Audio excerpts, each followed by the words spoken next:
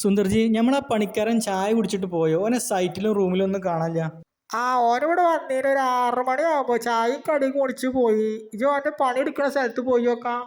അത് ശരിയാണ്. ഈ കള്ള ഹംക്ക് ഇതെവിടെ? നേരെ എത്രങ്ങാനായി മാനത്തവൻ്റെ വയറിങ്? അല്ലട ചങ്ങായി, എത്രങ്ങാനും നേരമായി നട്ടപ്പാതിരാൻ എപ്പോഴും എൻ്റെ ഒരു വയറിങ് ചെയ്തിരിക്കുക. ഇങ്ങോട്ട് നോക്കടാ. ഹോ, വല്ലാത്ത ജാതി രാഘവജിത്ത് കോഴിക്കളറിഞ്ഞ മാതിരി എന്താ അവന് കാട്ടേണ്ടി നിശ്ചയിച്ചാലോ. ഇന്നെ കണ്ടോട് കൂടി എന്താ അവൻ്റെ പണിൻ്റെ ബേജാറ് അറിയോ. ഇതിങ്ങനെ വെക്കുക, ഇത് അങ്ങോട്ട് വെച്ചാൽ ഇതാകെ കൊളാവും. അപ്പോൾ ഇങ്ങനെ വെക്കുക.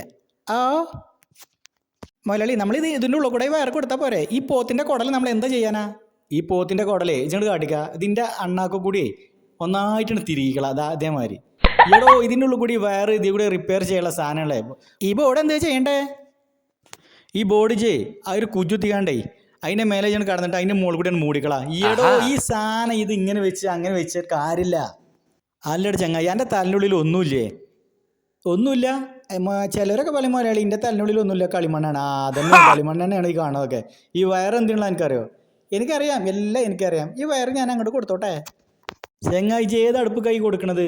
അത് പോസിറ്റീവ് നെഗറ്റീവ് എന്ന് എനിക്കറിയില്ലേ? ഇജ് വലിയ വയറിങ്ങാരനാന്ന് പറഞ്ഞാണ്ട് എന്നെ ഏൽപ്പിച്ച് എൻ്റെ ഒരു ചങ്ങായിട്ട് ഓനൊന്ന് വിളിച്ചോട്ടെ. ഫോണാണ് വിളിച്ചിട്ടും കിട്ടണില്ലല്ലോ. ഓ, ഇത് പിടിച്ചിനെക്കാട്ടിനും വലുതായാലും മടിയിൽ.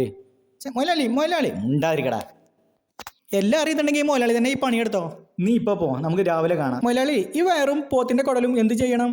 അത് നിന്റെ കുഞ്ഞമ്മായിൻ്റെ കൗത്ത് കൊണ്ടേ നോക്ക്, അതാ നല്ല. ഔ, എന്ത് കുത്താടത്. സോറി. നാളെ കാണാം. ഇപ്പോൾ പോ. ശരി മൊലാളി.